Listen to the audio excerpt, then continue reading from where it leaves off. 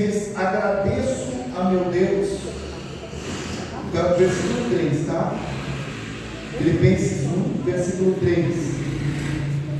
Nós vamos ler até o 11.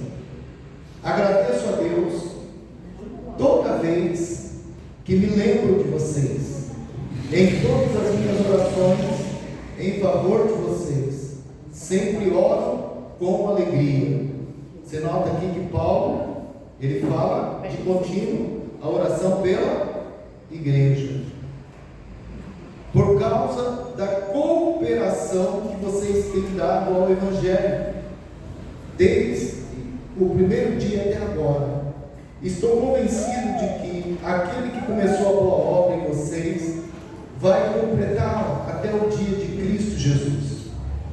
É justo que eu assim me sinta a respeito de todos vocês, uma vez que os tenho em meu coração, pois quer nas correntes, quer que me prendem, quer defendendo e confirmando o Evangelho, todos vocês participam comigo da graça de Deus.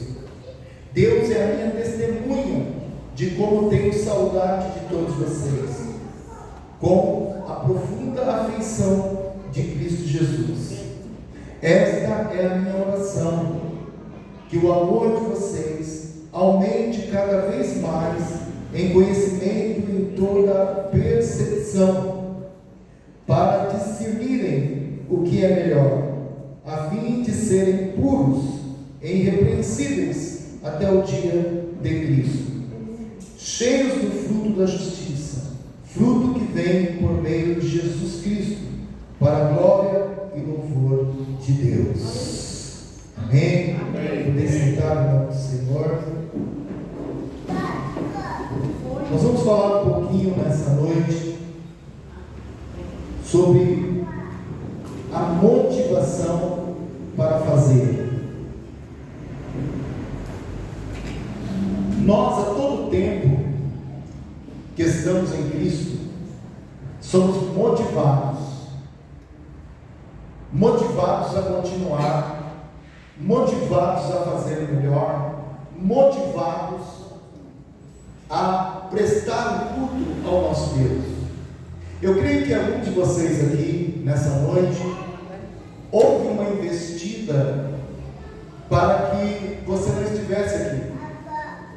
Em alguma área ou algum tempo, você recebeu, você sentiu essa pressão para que você não estivesse aqui nessa noite. Mas Deus, Ele superabundou a graça dele sobre a sua vida. E você conseguiu colocar os teus pés na casa do Rei Jesus e prestar um culto vivo. Quando nós lemos aqui em Filipenses 1, 3, 11, um versículo me chama muito a atenção, e eu acredito que para você também é fundamental esse versículo, que está escrito no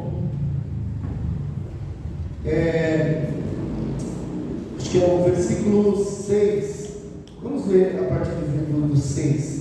Estou convencido de que aquele que começou a boa obra vai completar até o dia de Cristo Jesus.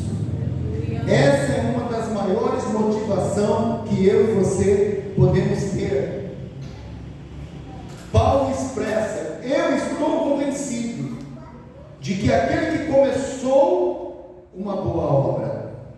Amados, eu me lembro, me recordo, quando eu cheguei para Jesus, pesado, com fardo pesado, sobrecarregado, cheio das coisas do mundo, danceteria do mundo, manias do mundo, palavreado do mundo, totalmente virado à mercê do mal, quando Deus, em cima de uma cama, me visitou, após eu negar um convite para estar na casa do Senhor. Aí você vai perguntar assim: mas Deus obriga a aceitar Ele, seguir Ele, não. Ele não obriga. Mas quando Ele tem uma obra, e que nós somos resistentes, o que aconteceu comigo foi mais ou menos o que aconteceu com Paulo de Tarso. Quando ele vai para perseguir a igreja de Deus, só que comigo foi o contrário, não estava perseguindo a igreja, eu apenas ignorei um convite. Paulo ele estava perseguindo, e quando ele cai no meio do caminho, uma voz brada do alto céu: Paulo, Paulo, por que tu me persegues? Duro é para ti recalcitrar contra os meus aguilhões. Quando Deus me visitou, foi uma sensação de morte terrível, uma sensação que me trouxe muito pavor naquele momento, que eu saí desesperado para entrar na casa do Senhor.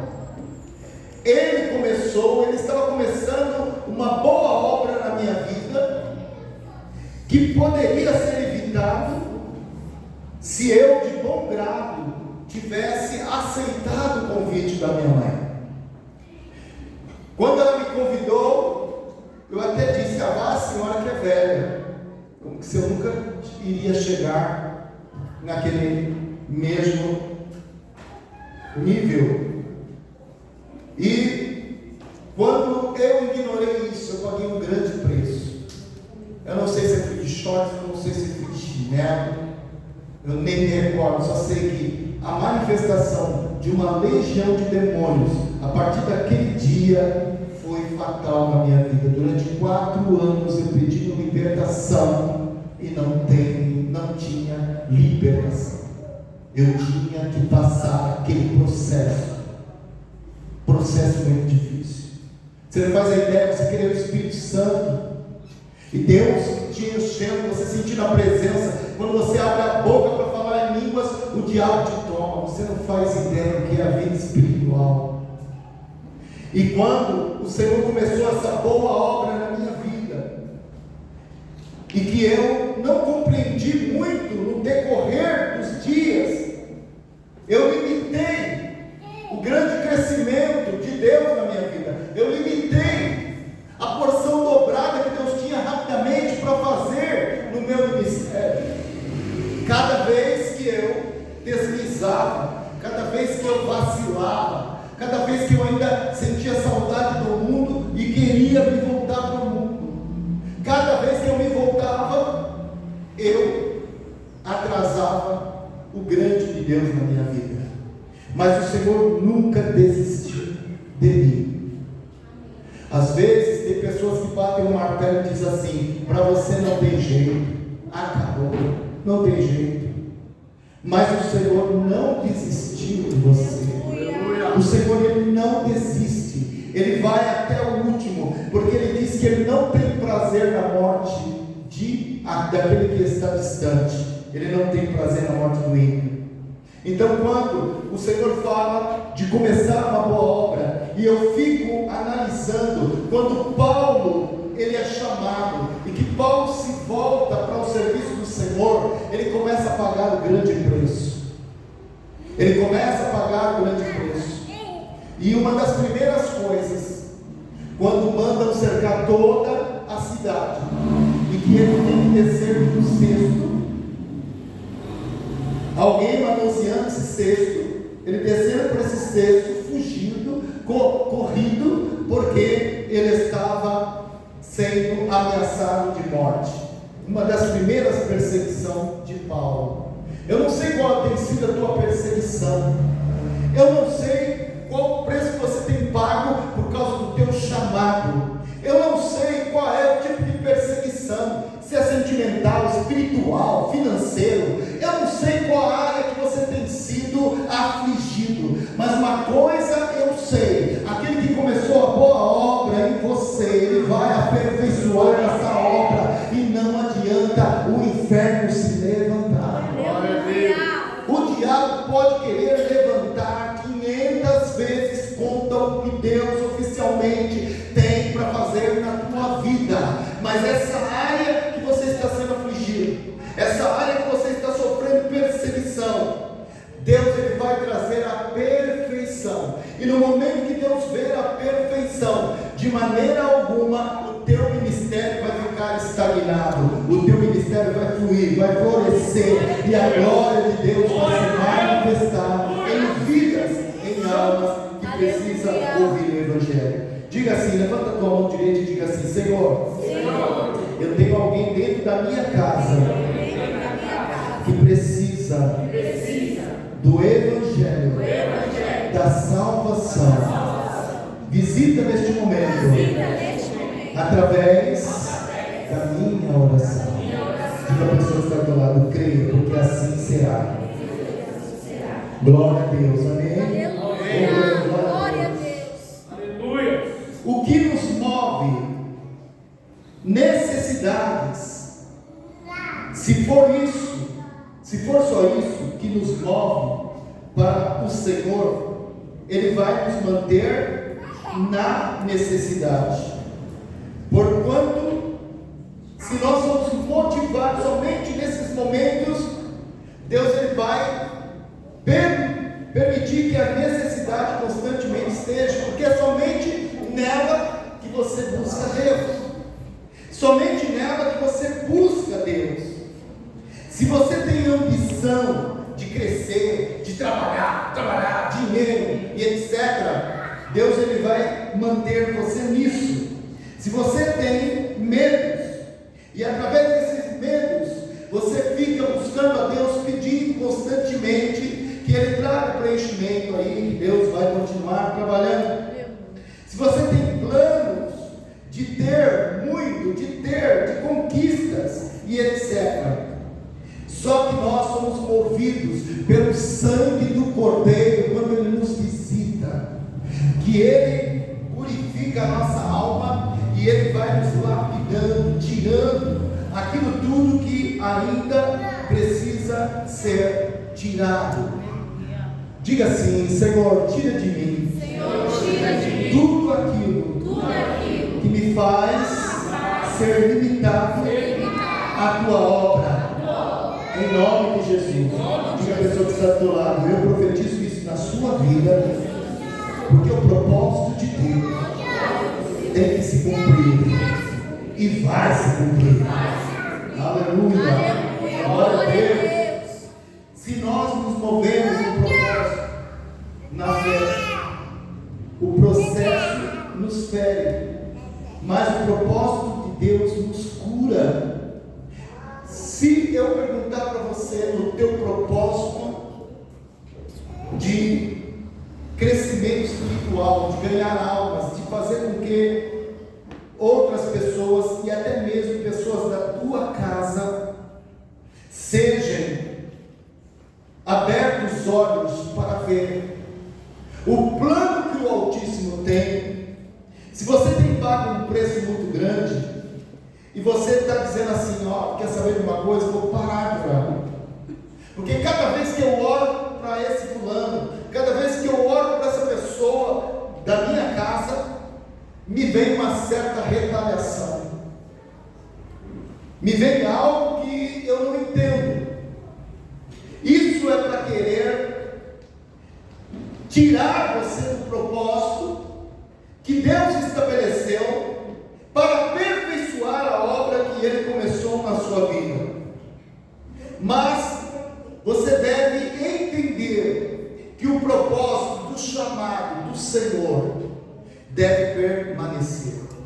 Dói, machuca, deixa você triste às vezes, cabeça baixa, mas é tão gratificante quando nós lembramos Paulo e Silas na prisão, sofrendo por causa do Evangelho ali em prisão, e eles cantavam louvores a Deus e os outros presos os escutavam. Esse é o verdadeiro Evangelho. Hoje nós vemos um Evangelho mascarado, que muitos estão correndo atrás, um Evangelho de oba-oba, um Evangelho aonde você chega na igreja, não é mais como os tempos passados. Você vê já uma parte do ambiente como se fosse uma discoteca. Você vê partes do lugar gigantesco que você vai ver já não é uma simples cantina, mas você vê algo como uma grande lanchonete, até mesmo um restaurante. E o povo do Oba-Oba, nossa, aqui é o meu lugar. Mas o que nós precisamos entender, que Paulo e Silas, ele sofreu ali, com grilhões, totalmente presos, e eles louvavam a Deus. Esse é o verdadeiro evangelho. Você não faz ideia que é o verdadeiro evangelho. Não é ser crente de banco, mas se vier uma perseguição aqui agora e falar nega Jesus, porque senão você morre, você não sabe o que é isso. Você não sabe o que é isso. Porque naquela pressão que você está tendo naquele momento, que vier sobre você, se você não estiver cheio do Espírito Santo, naturalmente você nega. Porque se você está cheio do Espírito, o próprio Espírito vai te dar incumbência para você dizer: eu não nego o meu Senhor. Mas se você estiver limitado, mais ou menos, você corre o risco de naturalmente sair: eu nego Jesus. O que é que você quer que eu faça?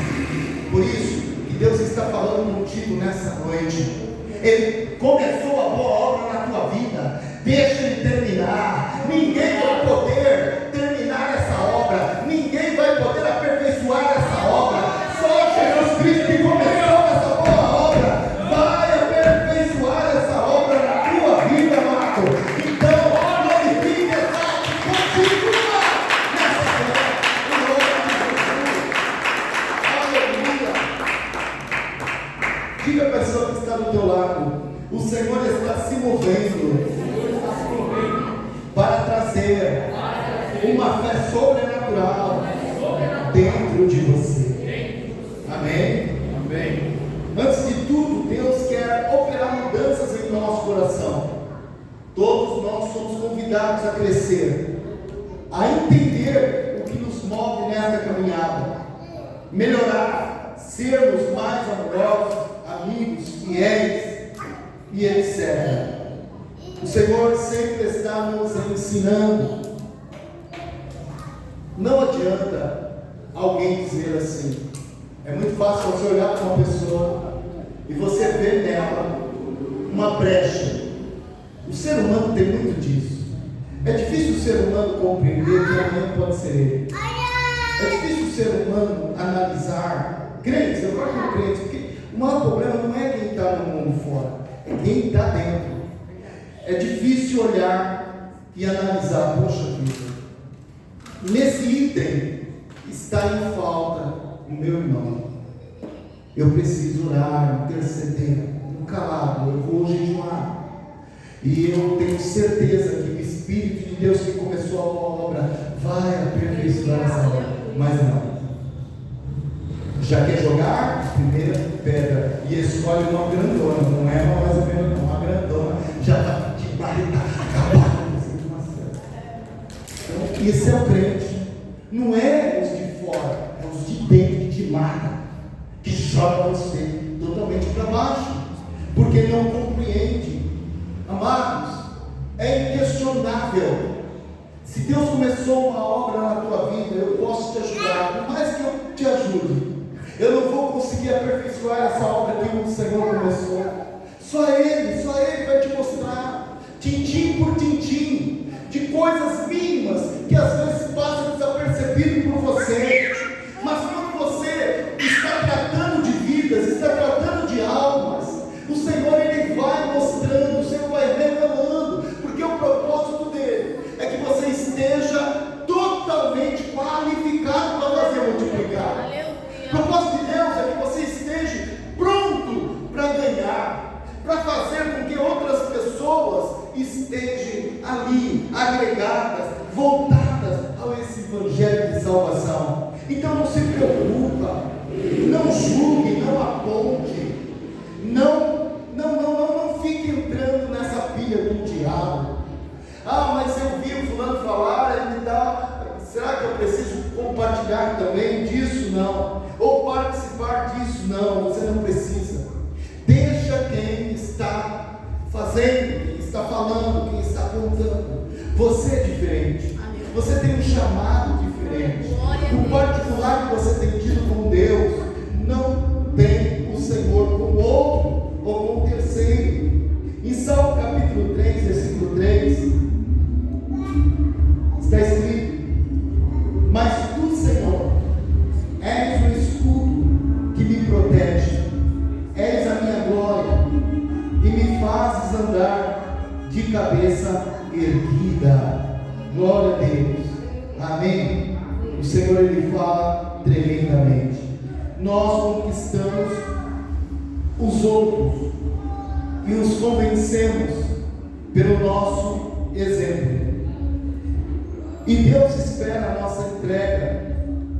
Nós temos um grande exemplo do apóstolo Paulo aqui de Filipenses, que eu disse. Paulo tinha um motivo maior que o movia. Apesar de todas as dificuldades, Deus queria que ele fosse mais precioso, parecido com Jesus. Assim como faz conosco, Deus permite circunstâncias de renúncia, de graça, e não irá nos proteger de nada que nos torne mais parecido com Jesus.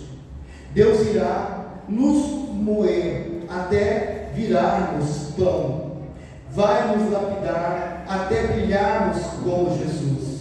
Você crê nisso? Diga amém. Amém. Mas precisamos entender o processo de Deus. Suas ações e bênçãos normalmente são conflitantes com os interesses do mundo. Nós somos imediatistas e queremos o ter. Deus quer o ser, porque Ele sabe que o ter vai ficar aqui, mas o ser é eterno. Você ter, você conquistar, muito fácil. Mas agora, você deixar tudo aqui. O pastor Afonso mandou para mim, e de repente, não dorme não. E de repente, 2 vezes que eu falo o nome dele, ele acorda, né? Glória a Deus. Estou brincando, a gente trabalha à noite, fica muito pesado, né? E ele mandou para mim, e eu coloquei ali no estado, o homem que colocou dentro da casa dele bronze, colocou o melhor na casa dele, até como ouro e etc. Sempre ficou uma coisa muito linda. Quando ficou tudo pronto, que já estava prestes a ele entrar, ele não conseguiu entrar na casa, morreu. Cumpre-se o que? A palavra que diz: louco, hoje mesmo pedirão a tua alma, e o que tens preparado para quem é. Hoje você tem a oportunidade de ter, mas o Senhor quer que você seja, que você não venha se preocupar em ter, porque o ter é consequência. O ter é algo que vem naturalmente quando você está pronto para exercer. Diga a pessoa que está do lado: tire a preocupação de ter. O Senhor quer que você tenha o ser voltado para multiplicar. Amém? Salmo 46:1 está escrito: Deus é o nosso refúgio e a nossa fortaleza, auxílio sempre presente na adversidade. Por isso não temeremos, embora a terra trema, os montes afundem no coração do mar, embora estrondem as suas águas turbulentas e os montes sejam sacudidos pela sua fúria, nós não temeremos. É muito fácil a gente pegar e falar assim: eu tudo posso naquele que me fortalece. Ótimo, beleza. Você sai daqui hoje, quando é amanhã, segunda-feira, uma situação, ela te envolve, e é você que tem que passar por ela. Não é o teu irmão, não é a tua irmã dentro de casa, não é o teu pai, a tua mãe. Você tem que passar o mesmo processo. E quando você depara e fala: eu vou para frente, Senhor, eu vou para cima, você chora, derrama lágrimas, você olha para o céu e diz: Deus, mas por quê? Mas uma coisa é certa: Deus está preparando você para algo extraordinário algo sobrenatural. Nós estamos falando aqui de motivação para fazer. Você seja motivado nessa luta, seja motivado nessa prova, seja motivado em todo tempo em servir ao Senhor e multiplicar, ganhar almas e pregar o Evangelho de Cristo a todo custo. Seja fiel e não arrede o pé. Não volte atrás, não olhe para a direita e não olhe para a esquerda. Diga a pessoa que está do teu lado: se você olhar para trás, o Senhor não vai achar graça em ti. Então permaneça em nome de Jesus. Lamentações 3:21. Todavia lembro-me também do que pode dar-me esperança, graças ao grande amor do Senhor, e que não somos consumidos, pois as suas misericórdias são inesgotáveis. Inovam-se cada manhã. Grande é a tua fidelidade. Digo a mim mesmo: a minha porção é o Senhor. Portanto, nele porém a minha esperança. Glória a Deus. E o Senhor é bom para com aqueles cuja esperança está nele, para com aqueles que o buscam. É bom esperar, tranquilo, pela salvação do Senhor. Amém. Amém. As suas forças se renovarão a cada dia. A cada dia as suas forças se renovam. Nós teremos muitos percalços e dificuldades no caminho. Mas se Jesus estiver conosco nesse caminho, tudo ficará bem. Tudo vai ficar bem. Não adianta Satanás querer te intimidar. Ele pode usar alguém no teu local de trabalho. Ele pode usar alguém na vizinhança. Pode usar alguém aonde ele quiser. Mas desde que você esteja com a tua raiz, com os teus pés firmados na rocha que é o Senhor Jesus, nada vai te derrubar. Nada vai fazer você cair. Você, como igreja de Cristo Jesus aqui nessa noite, você está tendo essa motivação de fé. Levanta a tua cabeça, dá um grito de glória a Deus, dá um grito de aleluia e vai nessa fé, porque Deus vai fazer você brilhar nessa semana. É profético isso. Essa semana muitos vão olhar para você e vão dizer: o que está acontecendo? Não vão compreender, mas é o mistério do Altíssimo que está te envolvendo em coisa sobrenatural nesse tempo, em nome de Jesus. De todo o teu coração. Aleluia. Diga assim: Espírito de Deus, tu podes, e eu creio, trazer para a minha vida algo fundamentado na sua palavra, porque as tuas misericórdias é a causa de eu não ser consumido. Glória a Deus, aleluia. Deus separou você para ser um cristão luz aqui nessa terra. Quero que você fique em pé em nome de Jesus. Deus separou a tua vida como um crente diferenciado, em nome de Jesus.